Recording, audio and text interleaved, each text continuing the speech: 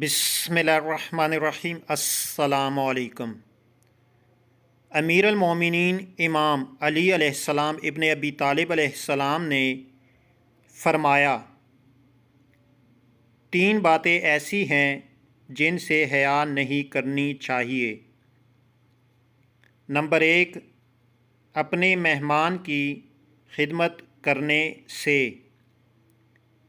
Number 2، اپنے والد کے لیے تعظیماً اٹھ کھڑے ہونے سے۔ نمبر 3، اپنے استاد کے لیے اٹھ کھڑے ہونے سے۔